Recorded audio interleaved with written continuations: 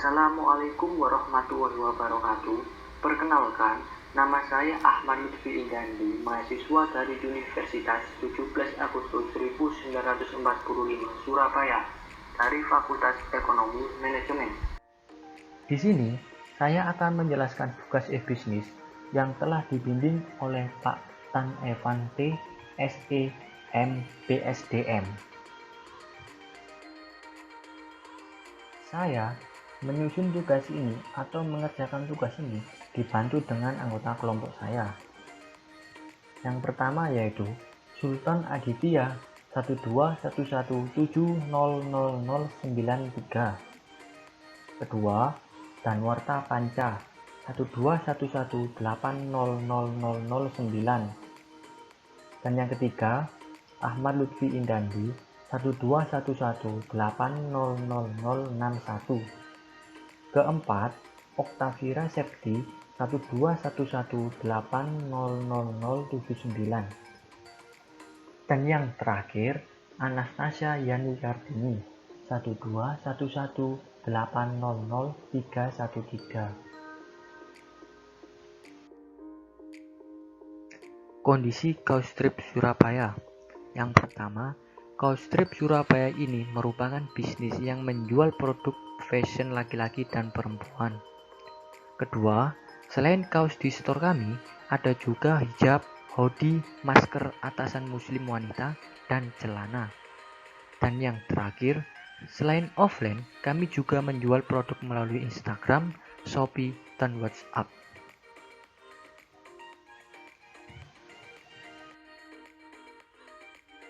Analisa pasar dan pemasaran.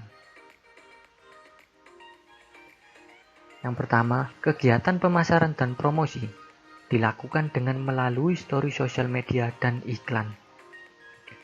Hal ini dimaksudkan untuk menjangkau langsung dan mengetahui respon produk yang kita tawarkan, sehingga akan muncul analisa produk yang diminati dan produk yang jarang diminati oleh pelanggan. Dalam hal ini, kami melakukan iklan dengan konten-konten atau fitur yang ada di media sosial seperti iklan di Instagram dan Facebook. Kedua, target pasar ialah para remaja. Dikarenakan para remaja suka mengeksplorasi berbagai hal-hal baru dan juga seorang para remaja menyukai segala sesuatu yang menambah penampilan dirinya. Dan dilihat dari kompas.com, 80% konsumen belanja online orang muda dan wanita. Dan yang terakhir, strategi pemasaran. Daya tarik produk dengan memanfaatkan media online. Dengan memanfaatkan media online, diharapkan menjadi daya tarik dan kekuatan terhadap produk. Mengenali kondisi pasar terutama di dunia bisnis online perlu lebih mengenali dan mempertimbangkan segala risiko yang akan terjadi dalam terrealisasinya usaha. Monitoring setiap kualitas produk.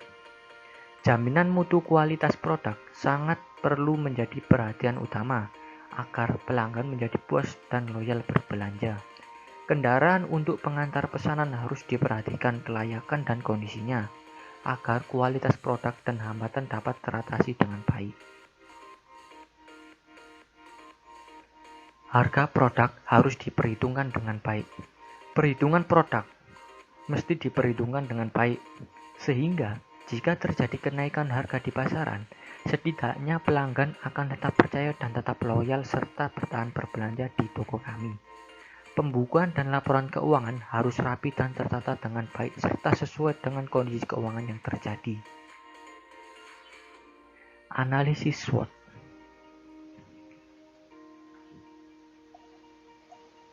Strength atau kekuatan, harga terjangkau bagi kalangan remaja, pilihan produk lebih banyak dan kerugian yang minim karena biasanya memakai sistem pre-order, hemat waktu. Weakness atau kelemahan, lamanya waktu untuk pengiriman, tidak adanya jaminan kualitas dari jasa pengirim, mahalnya biaya pengirim, adanya penipuan mengatasnamakan usaha kami.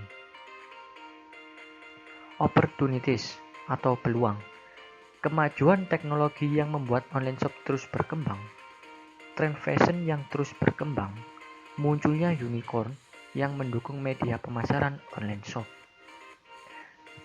The Rich atau ancaman. Maraknya penipuan membuat kepercayaan menurun. Pengirim yang tidak tepat waktu, adanya pesaing yang analisa pesaing.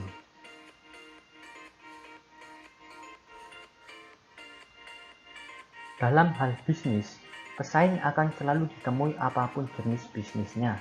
Meskipun begitu, peningkatan kualitas produk dan pelayanan harus selalu ditingkatkan dan menjadi karakteristik terhadap usaha yang dikelola, sehingga menjadi motivasi tersendiri untuk terus maju dan mampu mempertahankan usaha dengan baik.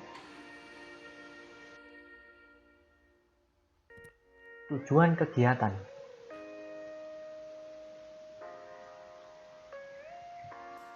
Tujuan usaha ini melainkan juga mencari penekanan kepada pengalaman sebuah proses berbisnis. Karena melalui pemasaran dan penjualan ini, kami dituntut untuk berinteraksi dengan orang banyak. Bagaimana cara menawarkan dengan baik dan sopan kepada konsumen, meyakinkan konsumen agar membeli produk yang kita tawarkan dan memberi penjelasan serta pelayanan terbaik agar konsumen merasa puas. Kendala dan solusi yang terjadi. Terdapat kendala yang kita hadapi dalam menjalankan bisnis ini dan menghambat berkembangnya bisnis ini. Pertama, konsep usaha dan awal yang mulai sulit. Kedua, menentukan media. Ketiga, keterbatasan jangkauan pelanggan. Keempat, marketing dan kesetiaan pelanggan. Kelima, kompetisi. Dan yang terakhir, adanya pandemi COVID-19. Adanya COVID-19 menyebabkan perubahan ekonomi dan tingkat pembelian masyarakat. Banyak perubahan besar yang gulung tikar, dan banyak usaha yang kehilangan pangsa pasar mereka. Pandemi COVID-19 memberikan dampak amat besar pada sektor ekonomi dunia, termasuk Indonesia. Pengamat kebijakan publik dan pelaku bisnis menyebut ada 3 dampak besar pandemi COVID ini bagi perekonomian Indonesia. Dampak yang pertama yaitu melemahnya konsumsi rumah tangga atau melemahnya daya beli.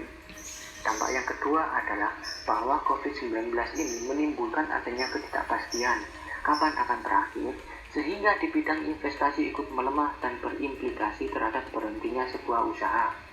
Dan yang terakhir yakni pelemahan ekonomi sehingga menyebabkan harga komoditas turun akibat dampak tersebut. Pemerintah telah melakukan tindakan cepat, program vaksinasi, ada program pemulihan ekonomi nasional, BLT, dan bantuan modal usaha UKM atau UMKM.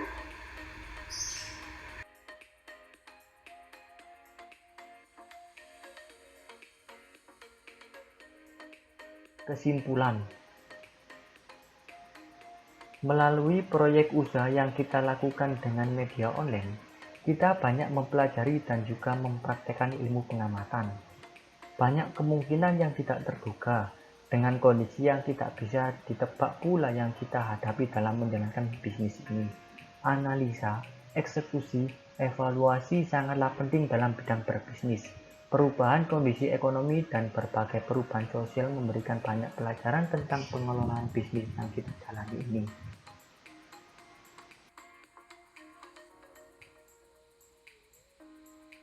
Terima kasih atas perhatiannya, kurang lebihnya mohon maaf.